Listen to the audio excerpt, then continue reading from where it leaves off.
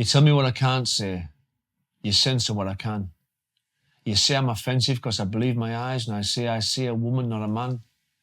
You call me thick and racist for not wanting to be a part of a rich man's club in Europe or a globalist new world order with no soul or guts or heart. You throw at me the slave trade. You tell me my 5-year-old grandson is to blame. You point your branding, accusing, intolerant fingers and tell me to hang my head in shame. I'm free to have opinions as long as they fall in line with yours. I can fly my banners high and proud as long as you support that cause. You have to be right all the time. Yours is the only way. I have to like the things you like, be they black, trans, left or gay. It makes no difference if I tell you I'm not the things for which you accuse, because once you've made up your closed off minds, I'm always going to lose. I have black friends, so you're still a racist. Homophobic, but I've shared beds with gay men. I'm an anti-Semite, but the Rothschilds is the richest banking family in this world, and that's got nothing to do with them being Jewish and everything to do with them being multi-billionaires. Really can influence the dollar, pound and yen. You sip your Pinot Grigio in trendy bars down in the smoke, looking down your noses with loathsome contempt at billions of working class folk. Well, I've come here to tell you that you have had your time, because the winds of change are blowing and bells of freedom soon will chime, because my class, my fucking class, is waking up and stirring, and we're going to peacefully attack. We're going to breach those PC walls of segregation that have divided gay, straight, white and black. I've got no malice in my heart. I don't judge people on their sex or creed or race. I don't speak ill of absolute cunts behind the back. Not even the bloke who murdered me dad. I just tell them to the face. So to all you branding liberals who won't allow debate, I hate no man or woman. I just want the right to hate. I want the right to hate like I want the right to love. I want to like and dislike what I want to like and dislike and be able to vocalise it, bruv. I'm not responsible for slavery, and I'm not taking any blame, because the white privilege built on black slavery you say that I enjoy, well, Beyonce, Jay-Z, Oprah Winfrey, Rihanna, Floyd Mayweather, Alicia Keys, Jamie Foxx, Barack Obama, et al. All enjoy the same. Beyonce spent $87 million in a house just through shaking the ass, while me and our lass sit at home lamenting about ways to pay the fucking gas. And I don't see too much white privilege in a system that lets East European immigrants or wounded soldiers live in cardboard boxes. Why do Black Lives Matter and progressives fail to see not all white folks live in stately homes chasing fucking foxes? I'm not homophobic, transphobic or anything phobic, you see, because I don't fear sex or race or gender. I just won't bow down to your PC. Don't confuse my use of slang with racism and bigotry. Don't confuse my rejection of your shite with spite. Don't naturally assume I'm thick and racist because I'm northern working class. I'm not. I'm articulate, sharp and bright. And I will not walk a minefield every time I open my mouth to speak. And I will not apologise for things I've glibly said or spoken tongue-in-cheek. So shape up or fuck off with your madness, because I'm going to bring you down. I'm going to bring working class people together. Muslim, Christian, white and brown. I'm going to bring those globalist walls of Jericho crashing on your brainwashed liberal feet. And I'm going to blow my loving, inclusive, un-PC fanfare. And your communist, fascist, capitalist, socialist, left, right, Catholic, Protestant, Muslim, Christian, black, white, gay, straight, male, female, leave, remain, against COVID-19, for COVID-19, against vaccinations, for vaccinations, Democratic, Republican, North, South, divides, I will defeat. You've divided us, the working classes, and you've conquered us, and you've fucking laughed at us at the top. So I've come onto my mate's programme to tell you, right now to this camera, it's time for your shit to fucking stop.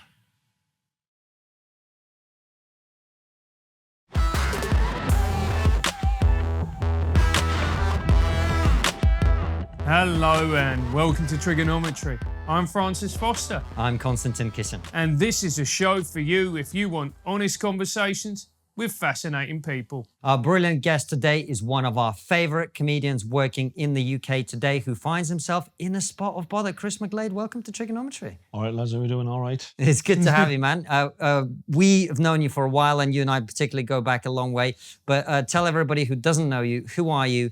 How are you where you are? What has been your journey through life that leads you to be sitting here talking to us? Well, basically, I've been a comedian for 33 years. And for most of that time, I've been a working men's club comedian and working on in the social clubs in and around the north, all over the north of England.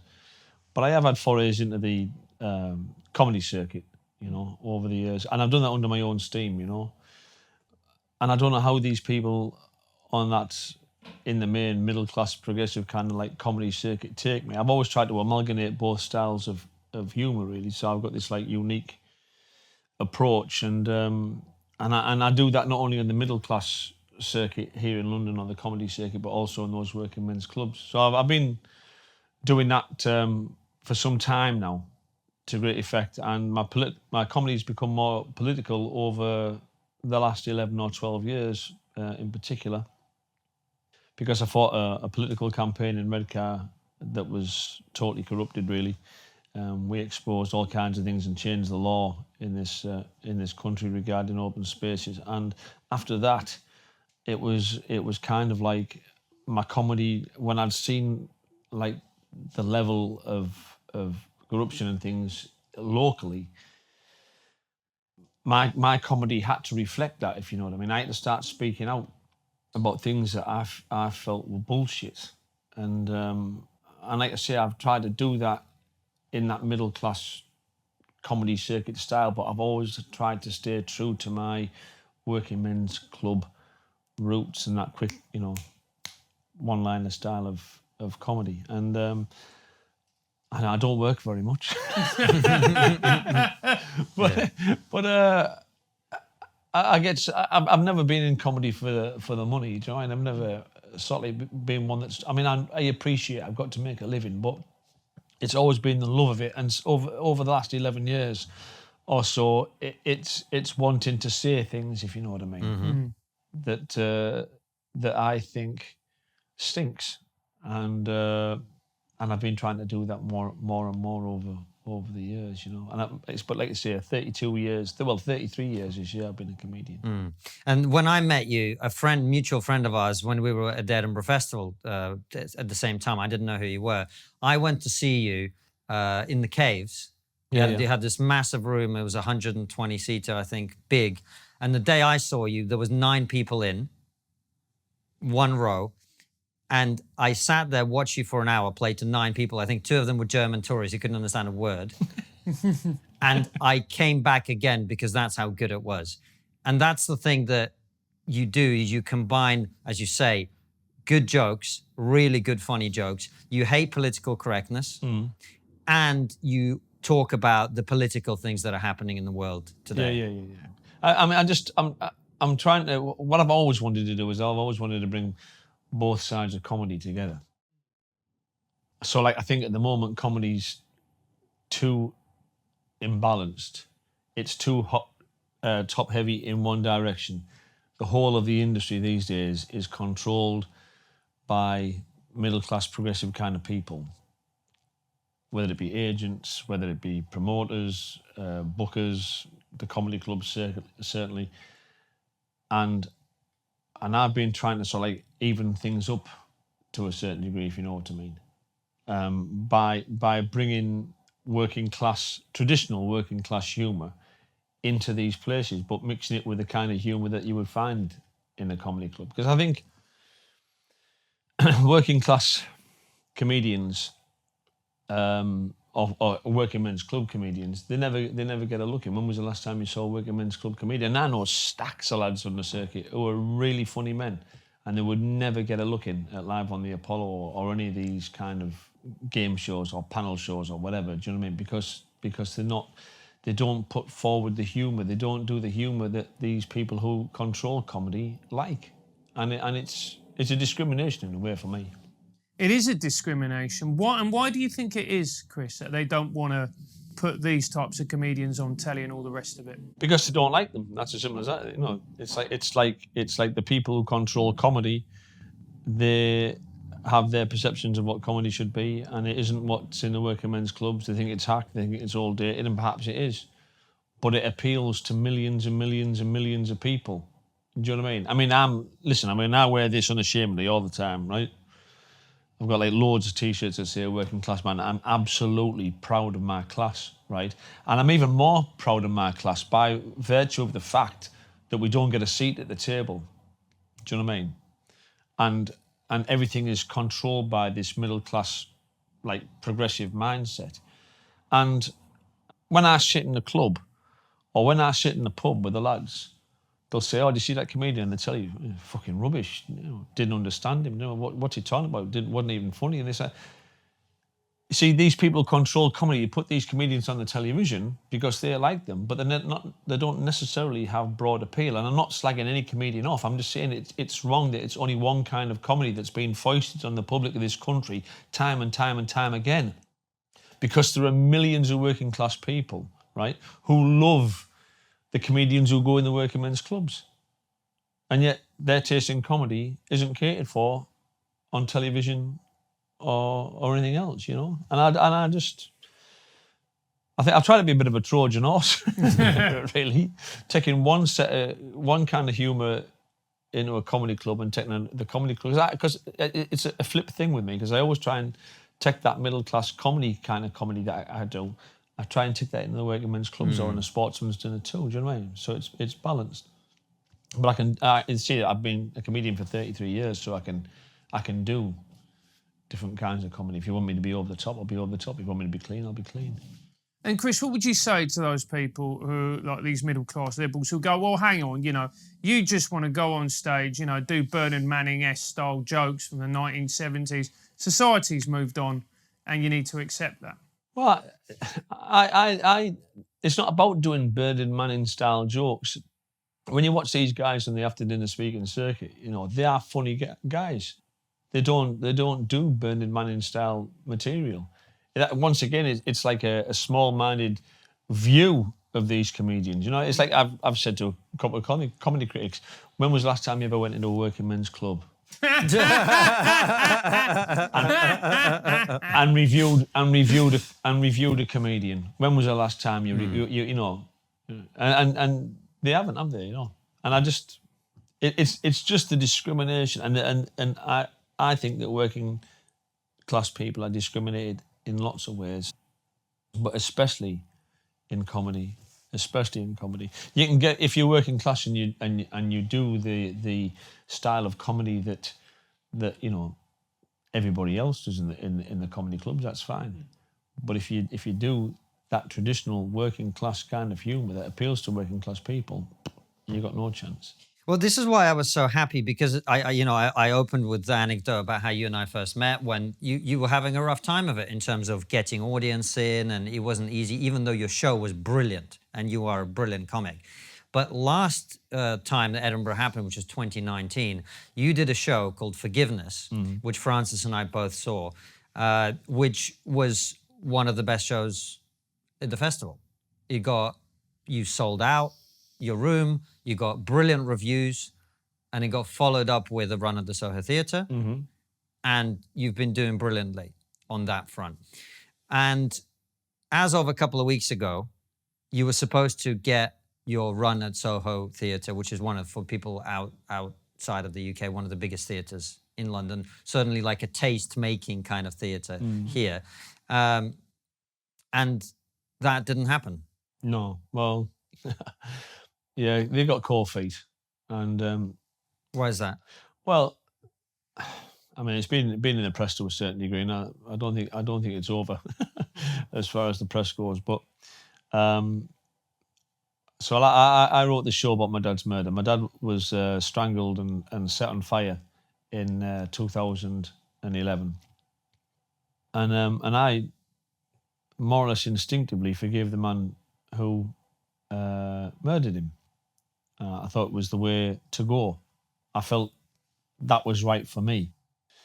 My father was a very forgiving person, never held any grudges, also a very funny person, and completely un-PC, but big-hearted, always big-hearted. And I mean, I had some counselling and so on and so forth, and then it's when I was doing Northern Monkey in Edinburgh in 2018. I'd had this like panic attacking. I ran off the stage. I didn't know what was going on really, and I got back to my digs and I wrote this poem called "Blood Beneath Your Nails," and I realised then that there was stuff that that I had to exercise, even though I'd had counselling, you know. And I thought to myself, well, you know, I'm a comedian. You know, tell the story. And I always remember my mate Wilson Milton, one of the lads on the circuit, like, you know, I said, I'm going to do this show about our dad's murder, you know. And he went, wow, why? And I said, yeah. He said, how are you going to make it funny? I said, I don't know yet, but I'll work on it, like, you know. So I came back from Edinburgh and I started to write just the stories, the anecdotes, and once again I mixed it with the traditional working men's club quick one-liner jokes that I've blimey been doing for so many years. And I took it to Edinburgh, and as you say, it just went off the scale. Like, you know, every night, apart from one, the first night, but even then, the Times came to see me on the first night. But after that first night, it just went through the fucking roof. It was like, you know, there were like queues, like literally up 3 flights of stairs or 2 flights of stairs and out the city cafe. And critically acclaimed across the board. People were hailing it as a masterpiece, a masterclass in comedy, genius, and all of this. You know, some people were saying it's like one of the most important comedy shows because it didn't just address the issue of forgiveness and tolerance and everything else. It also addressed the issues of race because, you know, our dad was from a very multicultural area in Middlesbrough and stuff, you know, and it just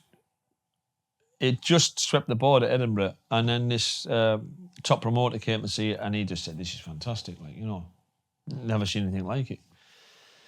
So he got me in the Soho Theatre.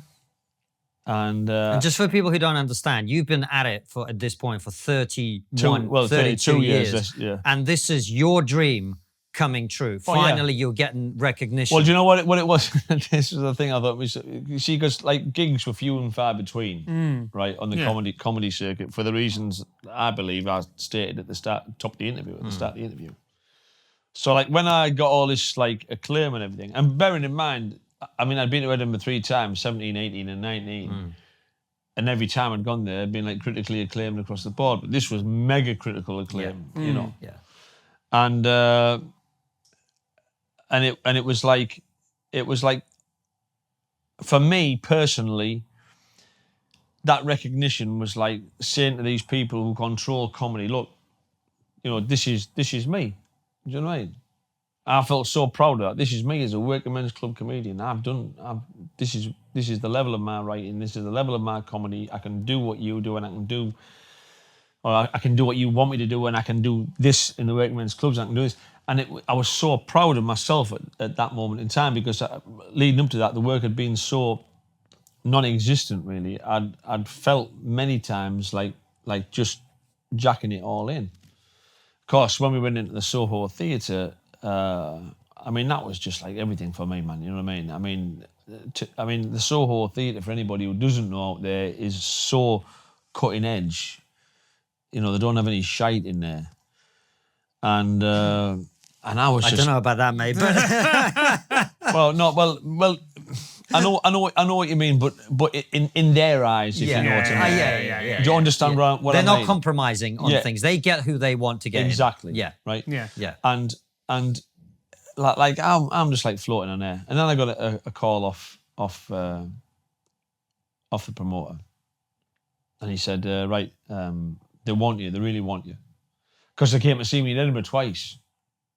You know, the programmer came to see me, and then this girl came to see me on the last night, and it was just wonderful. And they said they really want you, and then I said, okay, that's brilliant. Yeah, but they want you to take something out.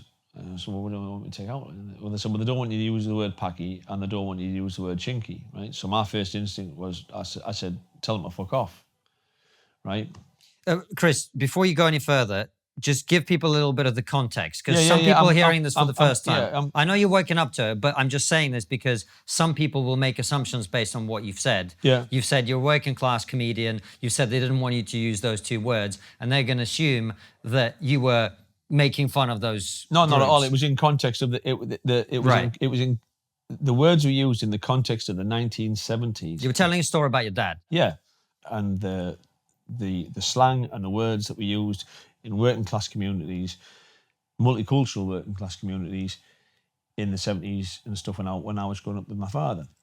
So it was all in context, right? Right. And we'd like used, or I'd used the words in Edinburgh, and I'd stand ovations. Everybody understood the context. Do you know what I mean? I mean, the promoter, all the comedy critics that came to see it, they all knew it was in context and everything else. It wasn't just like using it gratuitously. That's what I mean. Do you know what I mean? Yeah. It wasn't like that at all. So I said, right, okay. And my first instinct was to tell them to fuck off because that's just me. Do you know what I mean? And stuff. So and then I thought, no, okay, then right. I mean, I was broke and I needed a break, so I screwed my nut and I said, right, okay, and I'll take the words out, right, and I'll replace them, but I'll also take the piss. I'll make fun of the fact that I've been censored. And the promoter said, that's fine, right? Anyway, we went there, did the 4 nights at the Soho Theatre last year, and I'd written this maybe 15-minute piece to put in the show, and it was all about working class mentalities, right? And working class slang and working class jokes and working class humour, and how you can tell a joke and how you can use slang words without actually being racist or whatever, like, you know. And it worked just fantastically. I mean, the director of the theatre came. I mean, I had like 4 shows and I got 4 standing ovations, right? The director of the theatre was there on the Friday night, and I did like an hour and 50 minutes. And I mean, after the show, it was I like floated down the stairs back into the bar, and I always remember I was just leaving the theatre. I was in the street, and he ran out into the street and said, "Are you coming back?" And I said, "Well, yeah, I'll be back here tomorrow night for my last show." And he said, "No, will you come back to the theatre and do like, you know, more shows?" I said, "Well, of course I will, yeah." Hey, Constantine, how are you feeling?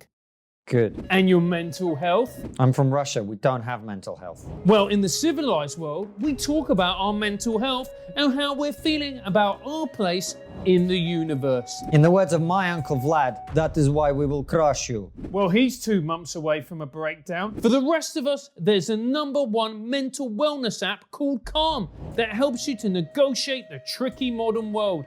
It's okay to need help sometimes, and Calm can provide support. Calm has been really useful for me. You can clear your head with guided daily meditations, improve your focus with Calm's curated music tracks, and drift off to dreamland with Calm's imaginative sleep stories, narrated by soothing voices like Cillian Murphy and Stephen Fry. Oh, Cillian, soothe me. Man up. Drink vodka, feel better. If you go to calm.com/trigger, you'll get a limited time offer of 40% off a Calm premium subscription, which includes hundreds of hours of programming, and new content is added every week. Over 1 million people around the world use Calm to take care of their minds. Yes, TRIGGERnometry fans get special limited time promotion, 40% off premium subscription. Take advantage of this amazing offer. Go to calm.com/trigger for 40% off unlimited access to Calm entire library. That's calm.com/trigger. And anyway, I finished the run, and the run was just off the scale. You know, it was like just everything. I mean, I like that working men's club humour. It had the middle class, like, political kind of observational kind of stuff. Do you know what I mean? It had poetry in it. It was also done in a way of telling a story. It was just everything. And after the run, the promoter came back and he said, well, you know, they were just blown away by it. And they said, you know, they want you to go and on an extended run in June in the main theatre part, I think, or the exclusive cabaret room that they've got there. And they want to co-produce the show. I think they wanted to co-produce a tour. They wanted to film it and put it on pay-per-view and all this and the other, you know, blah, blah, blah. And it was just, I remember the morning I got the call. I was in this cafe in Redcar, and the promoter phoned me, and I broke down and cried, because it was just everything Do you know what I mean? I'd actually been recognised by the establishment, if you know what I mean. This establishment that never lets comedians like me in, right, had recognised me and my worth as a comedian.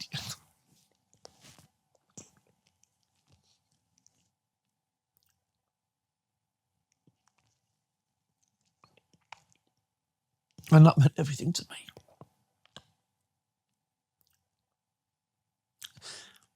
That meant the world to me.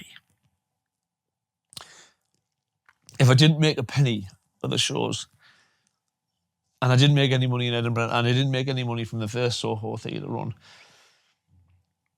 but if I never made a penny from the run that they wanted me to do, it wouldn't have made a fucking blind bit of difference to me. Because these people, or that mindset, it's not people, it's the mindset that had tried to keep me out or had kept me out, had said, we think you're the dog's bollocks.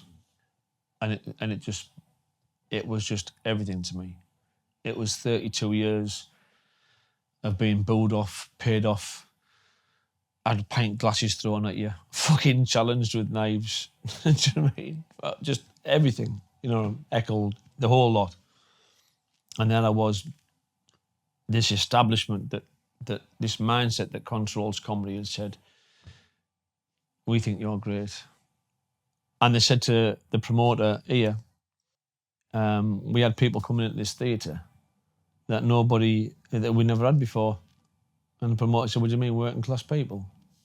And he went, yeah.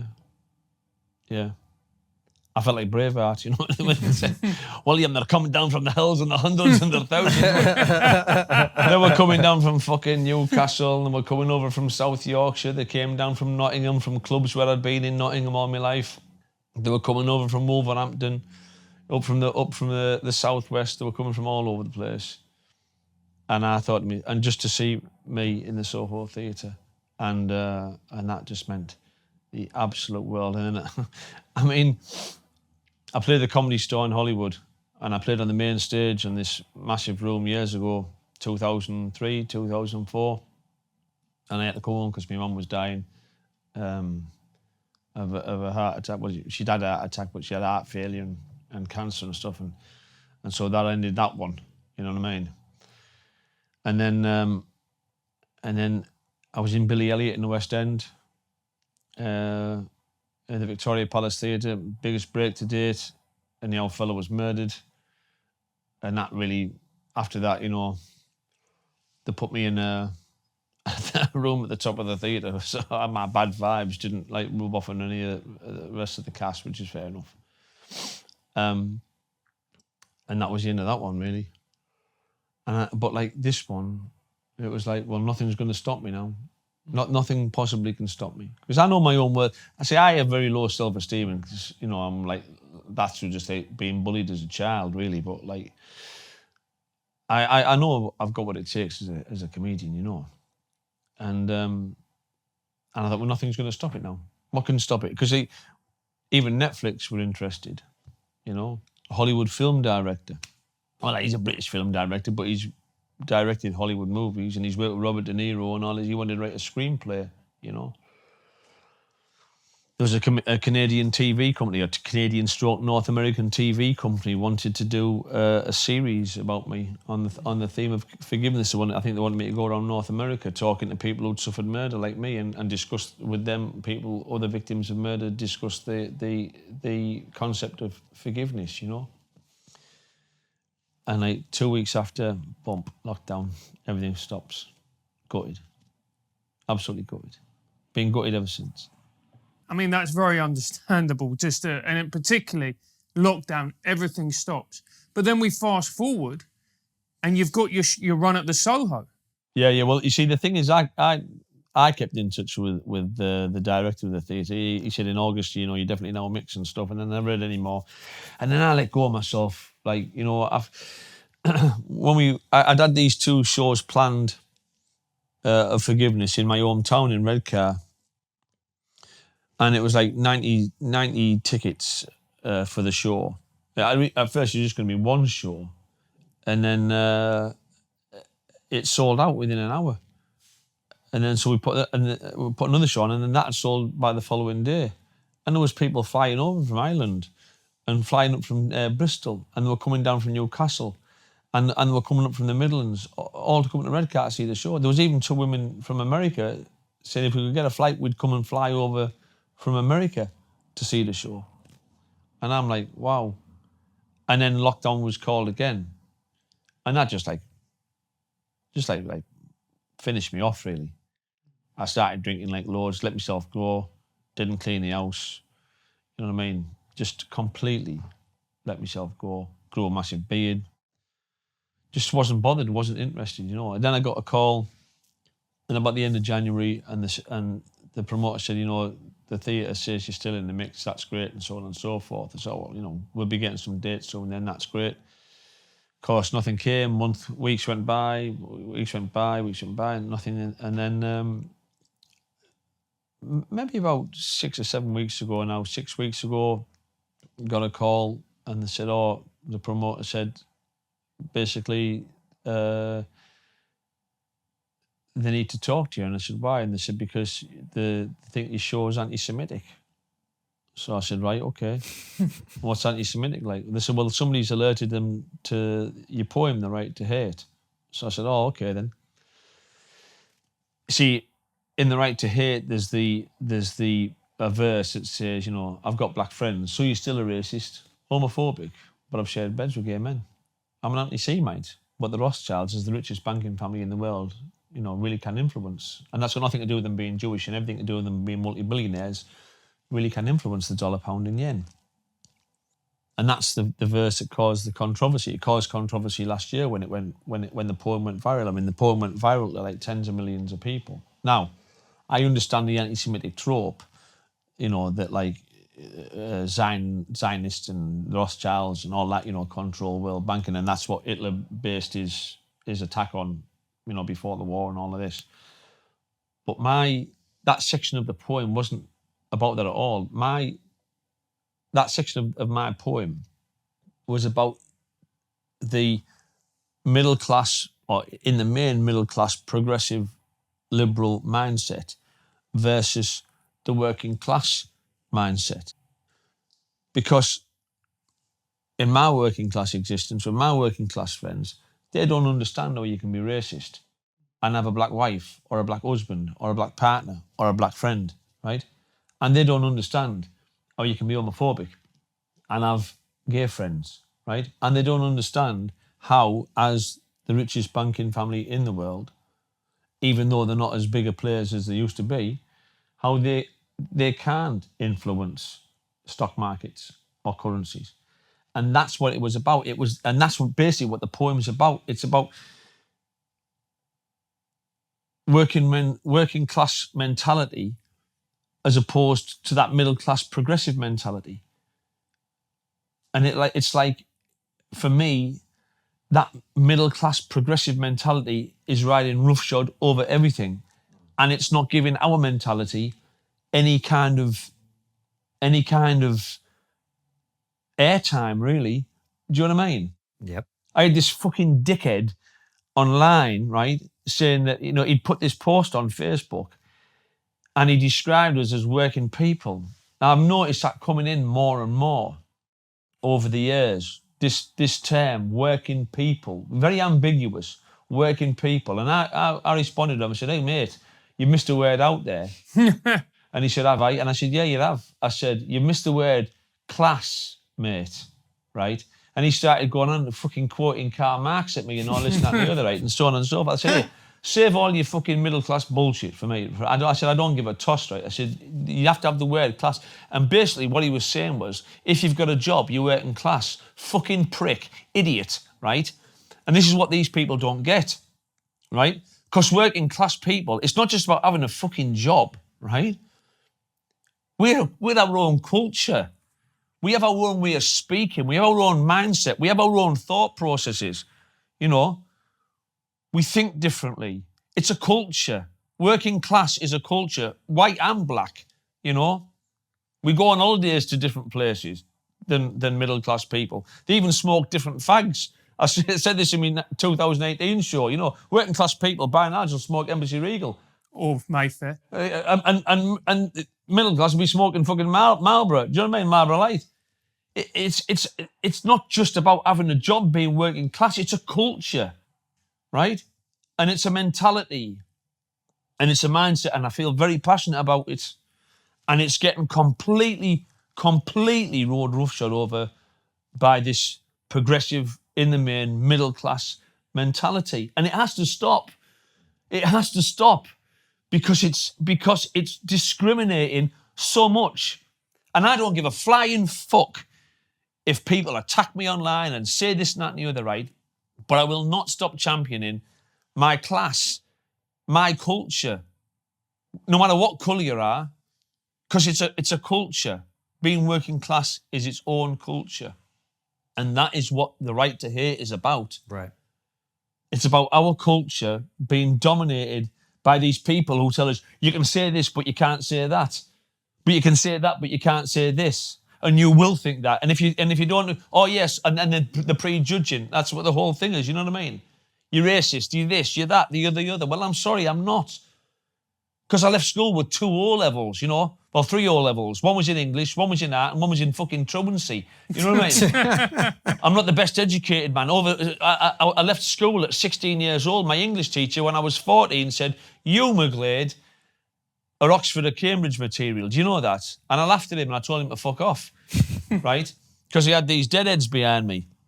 And he said to me, first of all, don't tell me to fuck off because you're an English teacher. And second of all, don't tell me to fuck off because you will have an experience when you're older, son, and you will realise what I've said is true. And I had that experience last year when I wrote this poem called Will She Fly? And when I read it on this men's mental health station, radio station in Middlesbrough, these guys were like, wow. And that's when I had the realisation that, yeah, I was Oxford and Cambridge material actually, right? But that wasn't my path. I went straight into a steel mill when I was 16 years old. I was, you know, my professors were like Ernie Buckton and Colin Alley and Terry Taggart, lads who worked in the mills and the cranes and the stock take and the stock yards and everything else. Do you know what I mean? They were my professors. They were my teachers. You know, that was the route I went down. And so I've tried to educate myself over the course of my life about different things. And I might have said things that in the past have been anti-Semitic or racist, but that's not because out of malice, because there's no malice in me, right?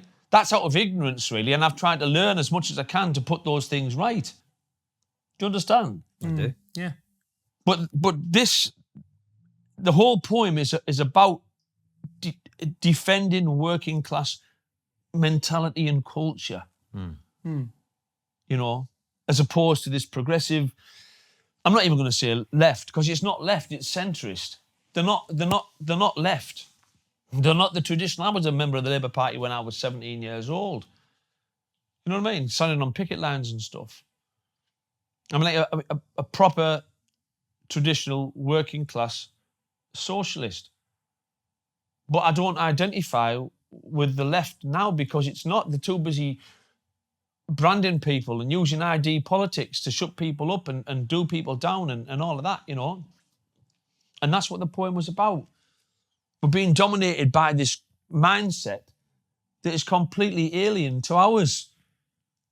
And we're not allowed anywhere back at all. You know what I mean? We're not allowed anywhere back. It's a really, really powerful point, and I'm so glad that we've got you on the show to express that.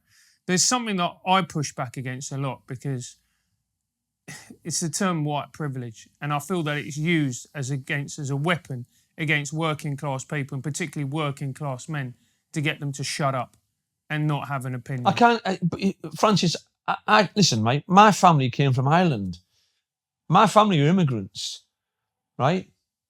My family came from Ireland at the turn of the last century. I mean, they were basically land slaves, you know, picking potatoes or just working for a pittance. You know what I mean? Like indentured labour, just like nothing. And they came over here. I mean, my auntie died of cancer last year. My uncle gave me some photographs that go back to like Victorian times of my family, and I cried when I saw them. I felt this affinity to them straight away. I mean, they look like the Peaky Blinders, you know what I mean? My great-great-granddad and his 2 brothers are sat in his barge on the tees, and I fucking broke down and cried. This is my blood. These men were fucking working in fields. They had never had anything. They had fuck all. And they came to this country with fuck all. And I've got fuck all. Nothing. And those people had no privilege whatsoever. They were Irish Catholics, and they were regarded as being shit. They used to have signs in restaurants, didn't they? No blacks, no dogs, no blacks, and no Irish. And that was the thing. It was the same kind of thing. So I don't go with all that white privilege shit. Do you know what I mean? Privilege isn't about your colour. It's about how much money you have. That's what sets you apart. That's what gives you privilege. I mean, I love Marcus Rashford. I think what Marcus Rashford has done for working class kids in this country is exemplary, right? It's fantastic. For me, the lad should get a gong or a knighthood or whatever, because he's tried to champion working class children. But do you think if he wasn't a multi-millionaire centre forward for Manchester United in England, that he would have got to Boris Johnson or been listened to? He would have just been another fucking scrot living in Manchester, wouldn't he? Nobody would have listened to him. It's not about your colour. It's about your standing, your wealth. Do you know what I mean? Mm. And that, I can't go with the white privilege, you know. I've been kicked shit out of in cells before in Newcastle. I've been stopped by the police on the streets, walking home and never done anything wrong, and I'm white. And there's millions of white people, you know, and this is one of the things, you know, it's not just black people that are treated badly, it's white people too, you know. But getting back to the thing with the Soho Theatre, when they told me, when the agent said they wanted, you know, the poem was anti-Semitic, and I've gone on the houses there to explain about the poem. Yeah. They said they want to talk to you, so I said, right, you know, I've got nothing to hide, I'll talk to them. And so I phoned them up. We had this like 3-way conversation, me, the director, the programmer, and I explained what I've explained to you, you know, and then I said to them, they said, oh, you know, about the, you know, will you took certain things out before and blah blah blah. And I said, yeah.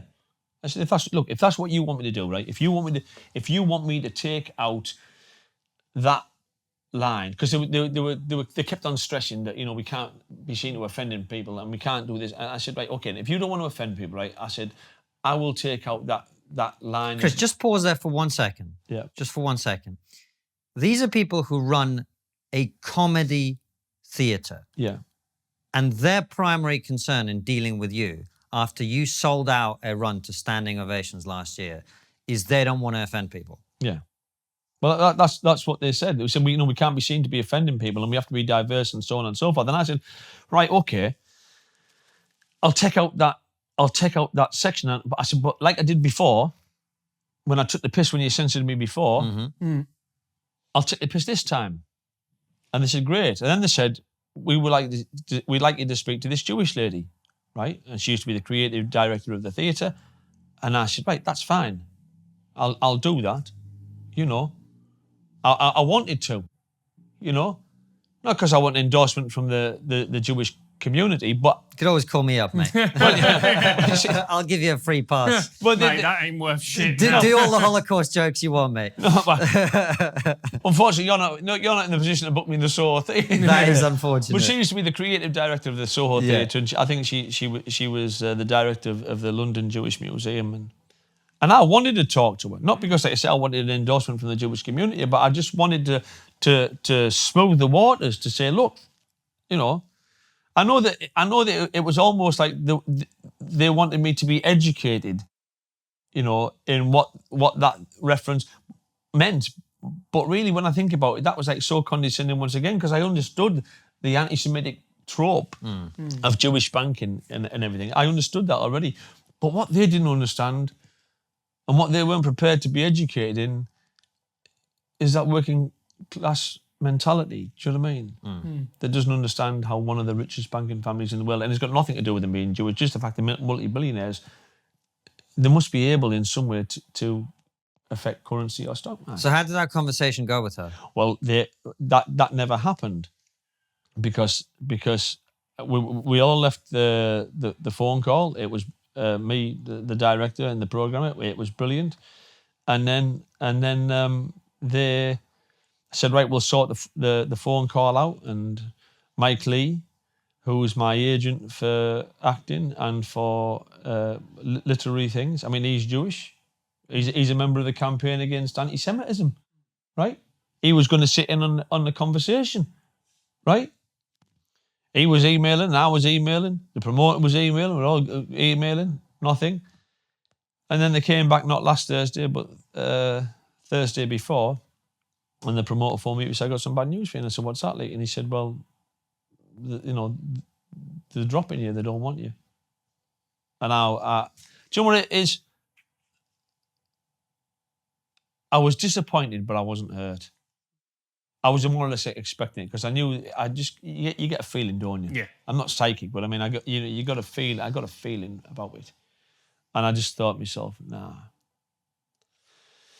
I can't go with that one, And I mean, So why do you think that happened? I Because don't know. it's the same show. Yeah, You've already done this show at the theatre, Yeah. right? So if they're concerned about offending people, the show's the same. Yeah. The theatre's the same. So what's happened in between? Well, like I said, because somebody had alerted them to the fact that this line was anti-Semitic and everything else. And So when they watched the show, they were fine. But the moment someone on social media alerted them to it, I don't then know it if became...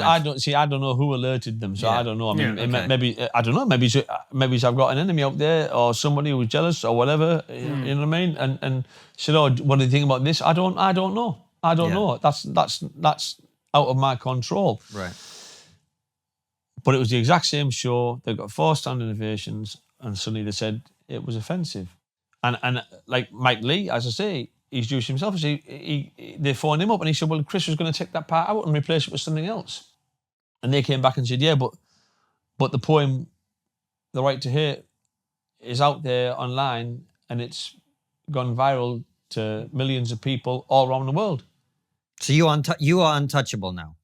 Because the poem is out there, you can't do a show at the theatre because the poem is out there, even if you don't do that poem. I don't know that. I don't know if it's just the poem or if the poem has destroyed things in me. But you see that when I can't describe to you, right? I wrote this thing. When I wrote The Right to Hate, it was in 2017, right? I woke up one morning, our last was gone to work, and I was just laid in bed, tossing myself off, right, trying to get back to sleep. Trying to get back to sleep. Anyhow, I went downstairs, made a cuppa, right, got some biscuits, come back up the stairs, got back into bed, right, and I always have some paper and a pen next to the bed because I don't know why. I get my best inspiration when I'm sleeping or when I wake up. I've got this line. You tell me what I can't say, and I'm not. I shit you not, right. Tell me what I can't say, and that was it. It was off. I wrote that poem in about 4 minutes and it just wouldn't stop, right, until I'd finished. And when I finished, I realised it was finished. And I put it online in 2018 after Edinburgh because I used it in my Northern Monkey show, which is also critically acclaimed. Great show. Yeah. Right? And so people had seen it. We didn't do much online. Then 2019, this ex-Special Forces fella from Newcastle, he'd seen it on YouTube, shared it to his Facebook page, and all of a sudden it started to go through the roof. And in 2 weeks, it had about 850,000 views, which is great, just before I was going to Edinburgh, right, with my show Forgiveness in 2019. And then, of course, last year, I don't know why, all of a sudden, overnight, it had like 600,000 views, and then it was like 1.5 million and a half. And then Facebook sort of like, is it shadow banned it or something like this? And there was no more views. So I went outside the blast furnace again because I filmed it, the original one, outside the blast furnace on an old bit of slag, and I filmed it again. I brought it up to date, and I clarified because in the original one it doesn't mention the thing about the Rothschilds being multi-billionaires, but I thought, right, I'll clarify that point. I'll put that point in, you know what I mean, and clarify that people know that it's not coming from like an anti-Semitic place. I'm just coming from a fact of how can these people who are multi-billionaires not be able to affect banking. So I clarified it, I updated it. And that just flew. I mean, Isaiah Washington in America, famous actor, he got all of it. It was all over his Instagram. I had people, teachers, professors from Italy saying, can we teach this to our students in class? Tens of millions of people. I had people in Morocco. I had people in Israel. I had people in Nigeria and Ghana, South Africa, all over Europe. America was just like like wildfire, Canada, everywhere, Scandinavia, the whole world, right? And I was like, well, emotional again because I'm just like a normal working class bloke, and it was too much for me to fucking take in. Do you know what I mean? It's so intense. Do you understand what I'm saying? Yeah. Like it was like, what the fuck have I felt frightened. I felt intimidated. I felt as though I was in like a fishbowl and everybody was looking at me. You know what I mean? And then I had this idea. I thought to myself, right, I could do this using all these people. So we did a global version.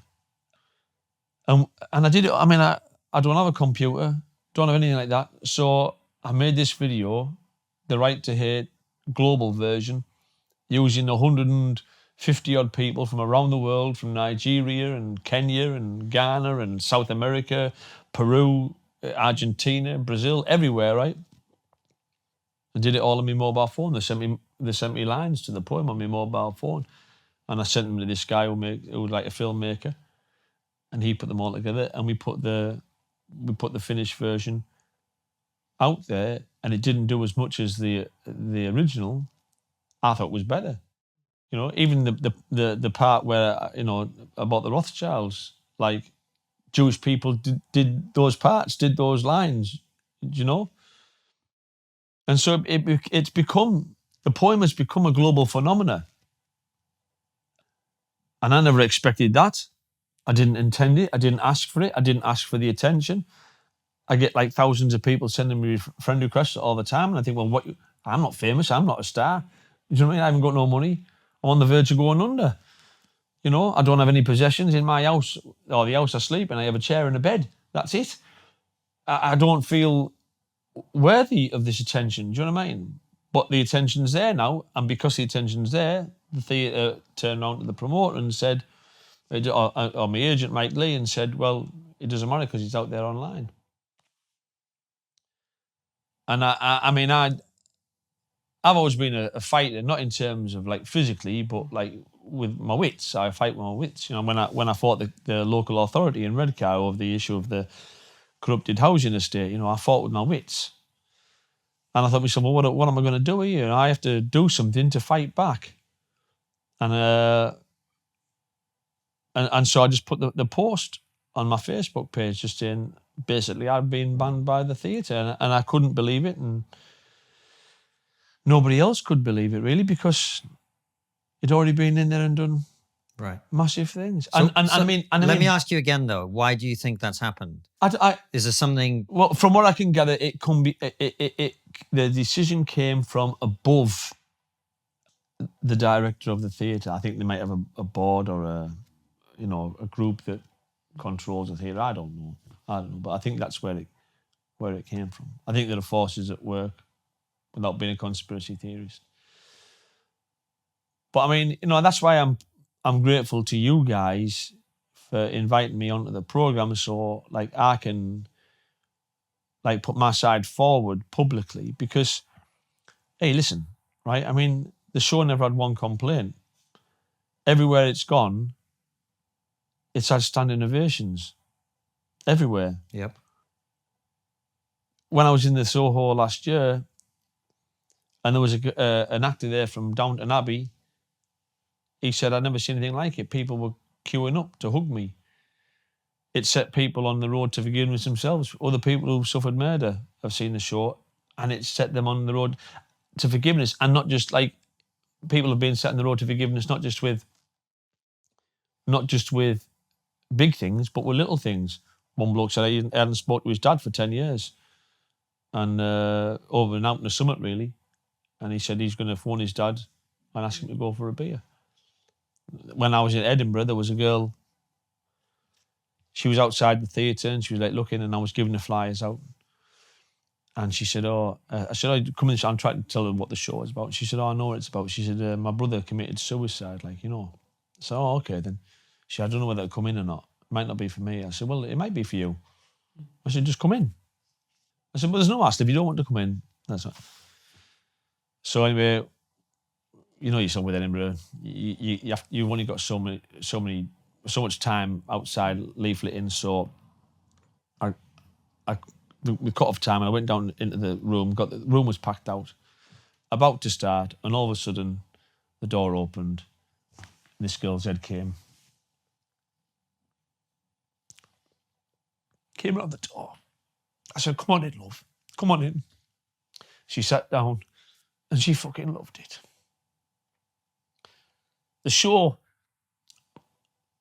the biggest thing for the show for me, last year in the Soho Theatre, see, I've always wanted to bring both sides of comedy together, as I say, because I think it's too top heavy, right? But you had middle class progressive people sat alongside working class people, and they were all laughing, and they were all thinking, whether they agreed or not, together. And after the show, and this is the biggest compliment that I took away from that show, was that the promoters' staff came to see it, I think, on the Thursday night, and they're all young, trendy, uber progressive, young kind of liberal people, and they were all blown away by it. And they said it crosses so many divides, brings down so many barriers. Like, it's promoting peace and tolerance and laughter and forgiveness. Most of all, forgiveness. Never had one complaint. And so a show that's done that, that uses uncompromising language in context with the times that it was set in, right, has basically now been put into a position whereby we're struggling to get it out there. Like, because the promoter said, like, if the pandemic hadn't happened, the promoter said if we'd have gone into the Soho Theatre, backed by popular demand, you would have had a tour. Do you know what I mean? Without any question at all, you'd have had a tour. But now we're struggling to even find a venue for it to go in, which is a real shame. It is. And I'll tell you why, right? Because I'm on Facebook all the time. It's the only thing I have to occupy myself. And apart from writing my poems and trying, I don't write comedy anymore because I haven't got the outlet for it. So there's no point in frustrating myself. I do write comedy every now and again, but not like I used to. And I look at it, and we are so divided now. Not just a thing with race, right? Not just a thing with race, but with this whole thing with the pandemic. We're divided by those who were afraid of COVID-19 and those who are unafraid of COVID-19, those who want to wear masks, those who don't want to wear masks, those who've been vaccinated, those who don't want to be vaccinated. And it's like, just coming down here on the train, it's like this all the time. As soon as you say anything, do you know what I mean? Because if you want to get the vaccine or get jabbed, have it, right? But don't tell me that I have to have it. I felt heartbroken today because, my world has got smaller and smaller and smaller to the point now where basically I sit in the car all day in this car park next to this baker's in Mask, near where I live, and I sit there eating cake and drinking tea and writing. That's how small my life's got. So I don't see anybody for most of the day. So like I don't have to provide any like vaccine passport or anything like that, right? But like I am medically exempt from wearing a mask and from having the vaccine or the jab because of medical conditions, pre-existing medical conditions that I have. And I was getting my bag together, and I thought to myself, I better take them letters, from the doctor saying I was exempt, and that broke my heart, because for me, that's like a really totalitarian regime, isn't it? Where it's like shows you papers to do this, shows you papers to do that, and I put that on Facebook coming down on the train, and people say, "Oh yeah, well, we live in London, we never do that." I said, "You missed the point. You missed the point. The point is, right, that I felt as though I had to take proof of my medical status in case I was refused entry to somewhere. It's a fucking. It's like fucking mental." I'm going somewhere tomorrow, and I got an email and they said, like, have you been double jabbed? You know, because, and I said, no, I haven't. I'm medically exempt, but, you know, and I think, what is going on? You know, where are we going with all of this, you know? It's a very, very interesting point. There's a question that I really want to ask you. Your show is about forgiveness. I watched it. It was brilliant. It was powerful. It was haunting. It was incredibly funny as well. It was a perfect show. And you talked about that particular subject. Looking at what's happened to you, looking what's happening in society, do you think we're losing the ability to forgive, Chris? Massively so. I told you I was going to cry. I mean, my emotions with this are all over the place, and it's not showboating or anything like that. I'm walking around with this inside all the time, and that's why I appreciate you guys inviting me down. We are all being set against each other, right? All of us, right? Black and white, different religions. The press stir the shit up constantly, right? They're like the schoolyard bully, Anna. Do you know what I mean? He said he can have you, or he said he can have you. You know what I mean? Oh, yeah, yeah. And the next thing, everybody's fighting, and the school bully fucks off. Do you know what I mean? Or makes money in this case. Yeah, exactly. And what it requires is both sides to get hold of the school bully and knock his fucking head off. Do you know what I mean? That's what it requires. We're all being set against each other, the whole thing. And I said to the people at the theatre, I said, you know, the message of forgiveness and the themes of the show, right, are never more needed than now, you know? And I'm not saying that because I'm trying to sell a show or whatever. I just think that they are. And forgiveness is a very, very personal thing. It felt right for me. Might not feel right for you, might not feel right for him, but it felt right for me. Do you know what I mean? But if we can go somewhere to forgiving, you know, if I've upset anybody because of this poem, I've explained the thing, forgive me. You know, you can see, I hope you can see I'm not a bad bloke. There's no malice in me. And this is one of the things I said to him. I said, I don't hate them. If I don't hate the man who strangled my dad's life away and set him on fire, why would I hate anybody because they were black, or because they were Asian, or because they were Jewish, or because they were gay, or whatever? I wouldn't. You just wouldn't, you know? But in this country, in this world, it's become like a really mean place, and I've seen that get worse over the last 18 months. You know, it's become like a fucking bear pit, hasn't it? Do you know what I mean? It's like a dog fight. Social media. When you said about, do you go on Twitter? I don't go on Twitter because it's too much of a toxic place, and everyone knows. Facebook's a toxic. I mean, Facebook's bad enough, but Twitter's terrible. You know, but yeah, we do lack forgiveness so much. And, you know, not just from a viewpoint of me wanting to get recognition or get something for myself through the show.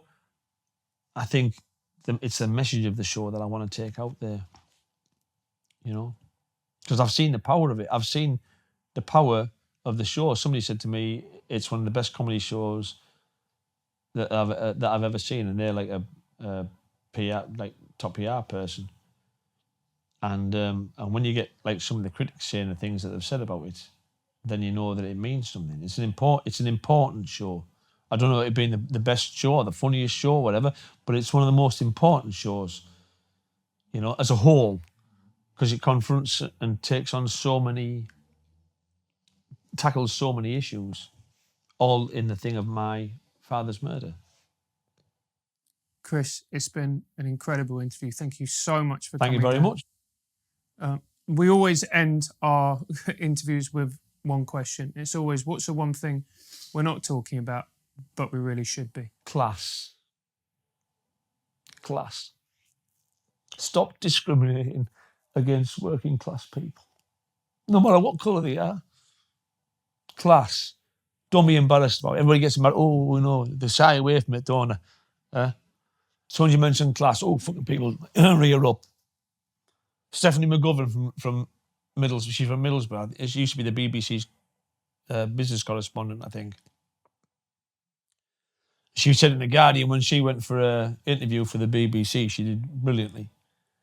And this guy came over and said, "Oh, that was fantastic. You know, we didn't think people like you were intelligent." And you want to know what it was? When the Soho Theatre took the show, they said, "Oh, you know," they came from the promoter. He said, "They really want you because they believe in diversity." They believe in. Can you believe that? I mean, I put that in the show. They want you because they believe in diversity, right? So, and I'll say this unashamedly because we are. White working class people are the biggest social demographic in this country, right?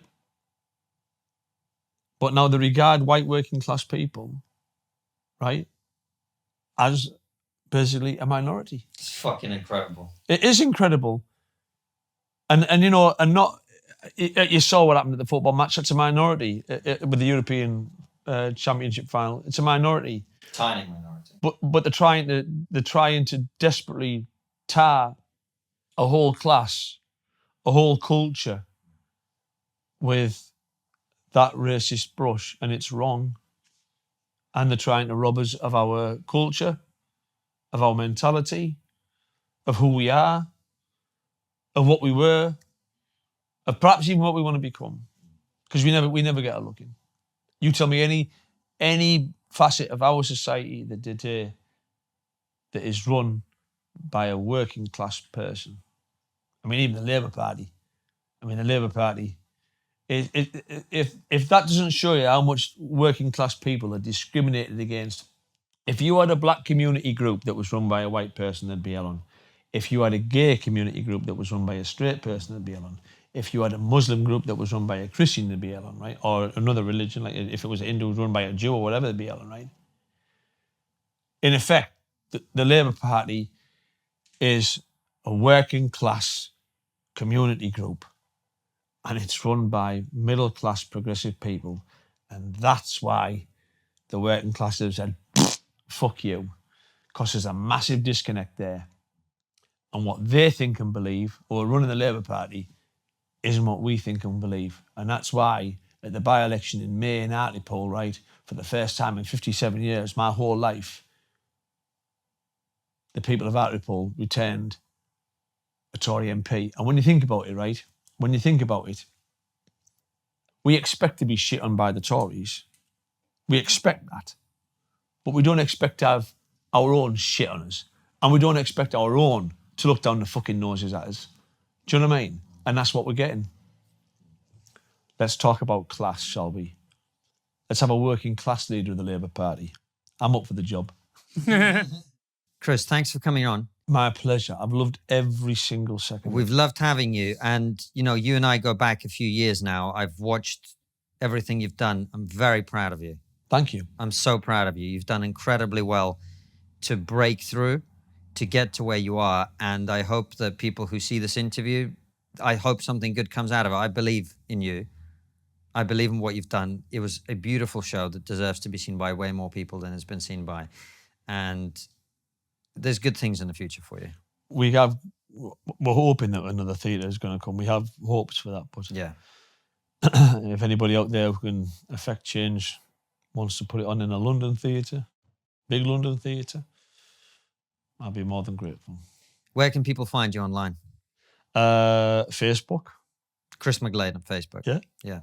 Twitter, I go on Twitter, but not so much. And I have an Instagram account, but I haven't got a fucking clue what I'm doing with it, so I don't even bother posting on there, you know. Yeah. Find Chris on Facebook. That's where you can get all his views and comedy and all the other stuff that he puts out. Chris, thanks for coming on. My pleasure. We're going to do some questions for locals as well in a second. God bless you. Thank you. But thank you for watching and listening. We will see you very soon with another brilliant interview like this one. Or Raw Show. All of them go out at 7 p.m. UK time. Or 2 p.m. Eastern Standard. Take care and see you soon, guys. We hope you've enjoyed this incredible interview. Remember to subscribe and hit the bell button so that you never miss another fantastic episode. And if you believe that the work we do here at TRIGGERnometry is important, support us by joining our locals community using the link below.